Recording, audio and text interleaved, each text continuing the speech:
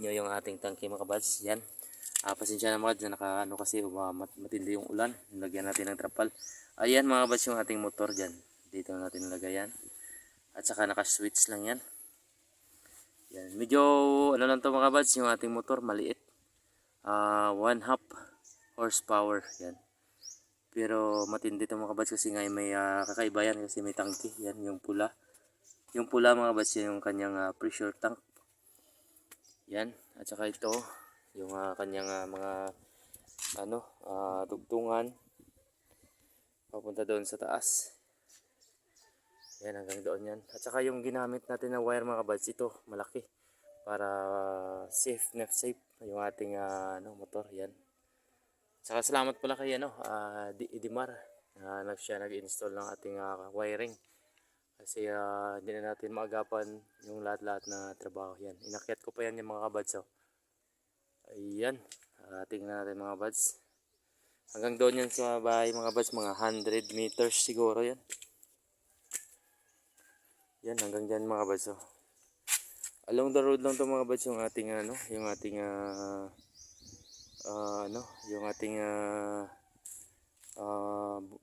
pinagkunan ng tubig.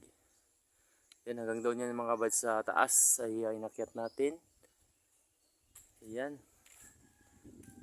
Ayan, yan ang yung ating kuryente at saka hose. Medyo hindi makita. Yan. Yan mga kabads. Hanggang doon yan sa tangke. Ito yung inakyat natin kaya hindi tayo nakapag video. Yan. Yan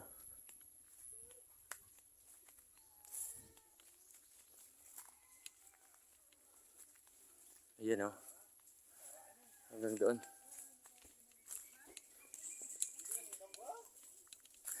To.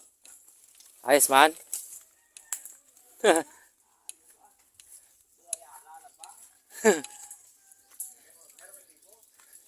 Gripo na sa babaw to. Hindi na yawa na nag-go ba? Dito guys, malakat ko.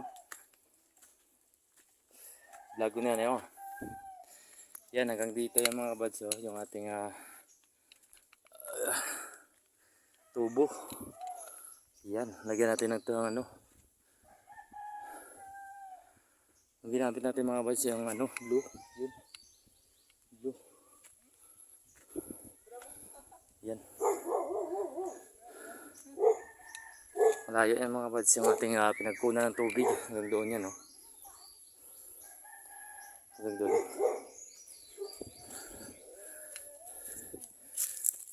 Ito lagyan natin dito. Bali isang tangke lang yung ginamit natin kasi hindi naman natin mauubos.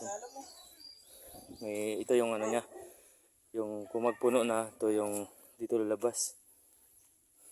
Tapos binutasan na natin ng maliit para makakapasok yung elbow natin. Tapos lagyan ng epoxy. Yan, may mga epoxy yan mga kabads para hindi tatagas yung ating tubig. Ito naman yung ating yung yan. Maganda sana nito kung pinakita natin yung kabuuan niya. Kasi lang na mga kabads.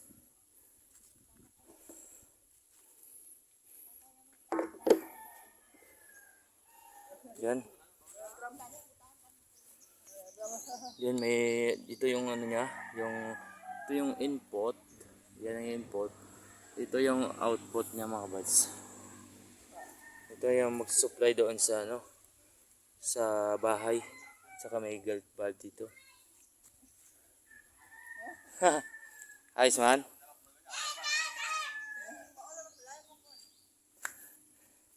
Hindi na yawan. Ito yung input mga kabads, galing ito sa motor doon sa taas. Sa baba pala. Yan. Yan mga kabads, may okay na yung tubig. Yan may shower na. Saka lagyan natin dito ng tea. Yan yung tea. ito naman papunta doon sa bahay.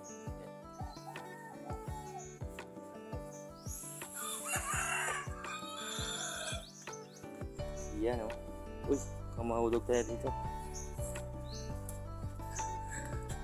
Ayan oh, ang house natin. Bali yung putol natin dito mga kabads ay kada kanto. Kada kanto puto tayo, lagyan natin ng T para makakaroon tayo ng gripo. Bali yung lagyan natin gripo, bali apat na gripo mula doon sa tangke, saka dito sa banyo isa rin, at saka isang shower. Yung shower natin medyo mahina pa. To. Yan yung ating gripo mga buds. So bali dalawang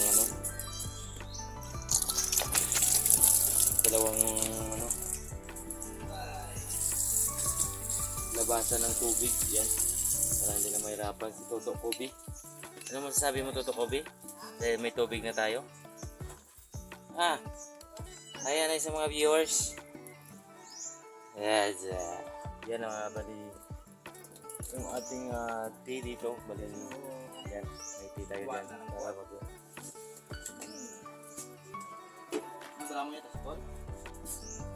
at dito naman mga buds yung ating switch ng motor para hindi na tayo mahirapan angat-angat ng breaker. Nagay ko na ng switch para parang ilaw lang. Ganyanin mo lang o ng motor natin. Ayan. Salamat kay Dimar na siya nag-install ng ating yung electrical natin siya.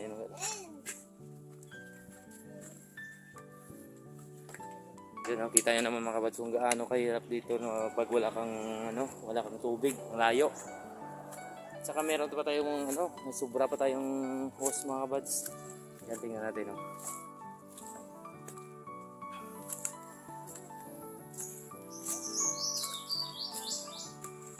Ito yung hose natin na sobra mga kabads. Bali yung binili natin 150. Bali yung nagamit natin mahigit naman siguro mga 120. Target tayo ng sobra. Gagawin na natin itong mga extension sa mga sunod natin. Yan, mga itlog ng manok natin. Sunod natin ng mga project.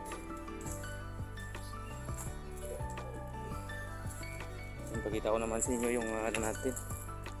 Yung kung magdilig tayo ng halaman ay meron akong ginawa doon sa baba mga buds na para hindi na mahirapan kasi pag tag-init dito ay sobrang yung lupa sobrang tigang, parang parang bato. Yan yung bahay namin mga bado, simple lang yan. Saka ito naman yung natin mga buds, yung mula doon sa tangke. Bali ito yung kung magdilig tayo ng halaman, ito yan kita yung pressure niya mga buds. Ganda yung pressure niya kasi nga yung idea natin, hindi na tayo nagawa ng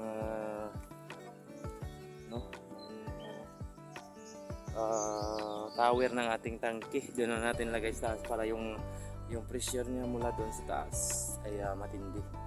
Yun, at saka meron siyang gate valve dito mga buds para kung magsira yan dyan, kung may masira dito, meron tayong gate valve dito na pwede natin i-off siya.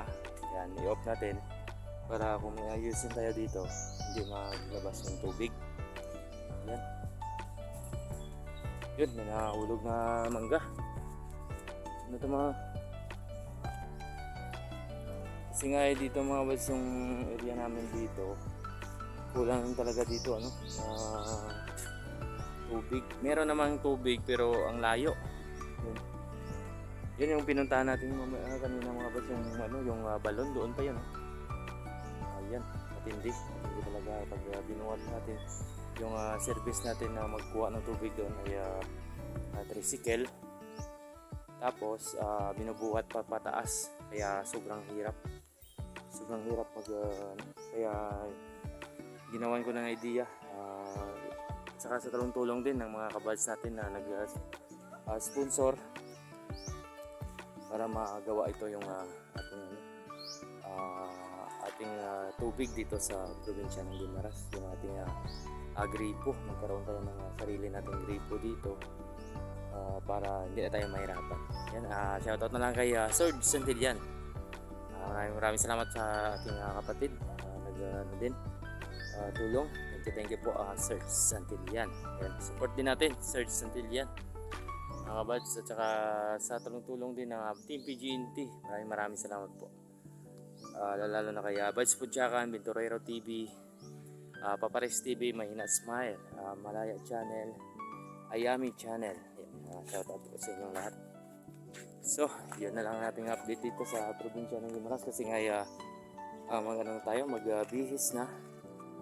Tapos ay balik na tayo sa ating trabaho.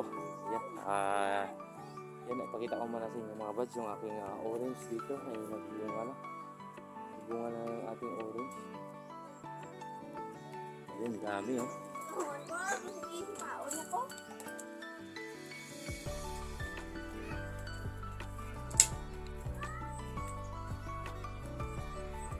Damo, bunga ito oh. Yan oh mga bads, so may dami na yung bunga niya. Yung tawag dito sa amin ay aranita. Yan.